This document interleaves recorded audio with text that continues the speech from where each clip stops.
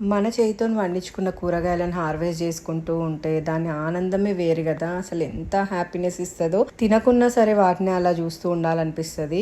నాకు రేపు ఫ్లైట్ ఉంది, టెక్సస్కి ఒక 1.5 వీక్ వెళ్తున్నాను. మళ్ళీ కూరగాయలన్నీ పాడైపోతాయి కదా అని చెప్పేసి తెంపుతున్నాను. నిన్ననే చాలా కూరగాయలు తెంపిన, లైక్ దోసకాయలు, టమాటోస్ అవన్నీ తెంపిన, కొన్ని వంకాయలు కూడా తెంపిన నిన్ననే. అవన్నీ ఫ్రెండ్స్కి ఇచ్చేసిన. మళ్ళీ ఇంకా ఇవాళ మిగిలినవి కూడా తెంపేసి ఇచ్చేస్తున్నా. ఇంకా చాలా వరకు పిందెలు ఉన్నాయి. ఒక సైడ్ ఏమో హ్యాపీనెస్ వెళ్తున్న ట్రిప్ కని, ఇంకొక సైడ్ ఏమో అయ్యో నా చెట్లన్నిటిని 1.5 వీక్ చూడొద్దా, ఎట్లా చూడకుండా ఉండాలి అన్న బెంగ ఉంది నాకైతే.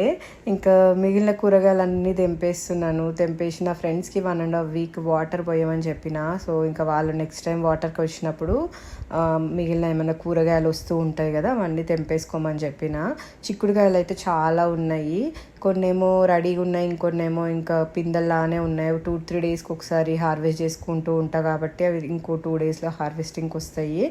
ఇవైతేనేమో ఆలపీనియోస్ నిన్ననే చాలా తెంపిన. ఇవాళ ఇంకా కొన్ని ఉన్నాయి, అవి కూడా తెంపేసి ఇస్తున్నాను. ఇంకా చాలా వరకు పిందెలే ఉన్నాయి. ఇంక ఈ బెండకాయలు అయితే ఈ సీజన్కి ఇంకా రావనుకుంటా. ఏమైందో తెలియదు, అసలు బెండకాయలే రావట్లేదు. బనానా పెప్పర్స్ చూడండి ఎంత బాగుంటాయో చూడ్డానికి. కలర్ మంచి కొంచెం ట్యాంగీ పుల్లగా ఉంటాయి. ఇవి అంత స్పైసీగా ఉండవు. సబ్స్క్రైబ్.